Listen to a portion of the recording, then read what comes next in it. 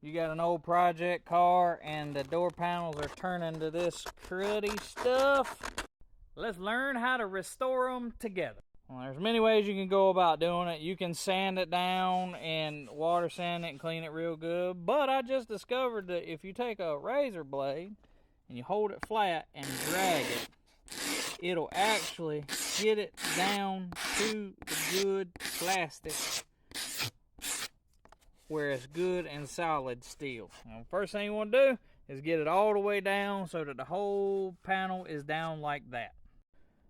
Once you get it all cleaned up, then you're going to switch over to some sandpaper, sand it, clean it, degrease it again. Then you're going to grab some plastic adhesion promoter and give it a light coat. Now it's time for the stone guard. You give it a light dusting. Now I use the Duracoat stone guard, and it's kind of what I would call a sharp texture. So I'm going to go back over it with this 3M rocker panel because it's a little bit softer of a texture coat. And again, do it lightly. And once you get a texture that you think you're going to like, you're going to grab some of the Sims interior flexible coating paint. This is a carmine red or Napa red, but it's more of a dark burgundy. And this is going to be the time consuming part because you want to make sure you do even coats, and you got to make sure you get it all the way covered. And then if the texture is a little bit sharper than you want, you'll come back in and lightly sand everything once it's dry, and then do a couple more coats, and that'll actually dull down the texture. Take your time doing even coats. This is first coat. Alright, I'd say that's a solid 3 coats, and I'm going to be honest, it's a little too sharp of a texture than I want.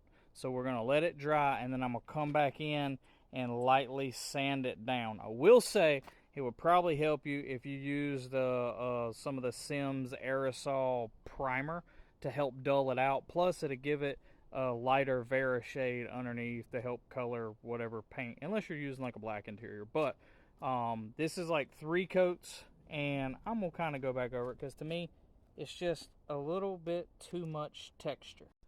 So I got some 400 and I'm just dry sanding it. I might try some wet sanding. All this is really, we're learning this together, and I'm making a mistake so you don't have to, but I'm basically using the sandpaper to knock down the sharpness of the texture.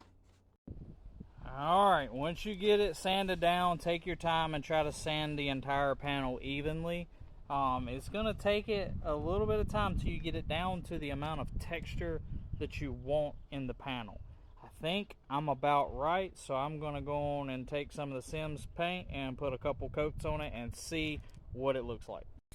And I can already tell the texture is a lot more soft, and I think it's going to look really good once it's all covered in. And that's the finished project. Right there. Got a really nice texture to it. It's not overly aggressive.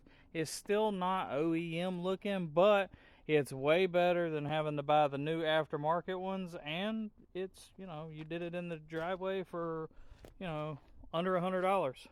There you go. Just take your time and make sure you get the right amount of texture that you want. But yeah, there you go. Now you know how to restore door panels.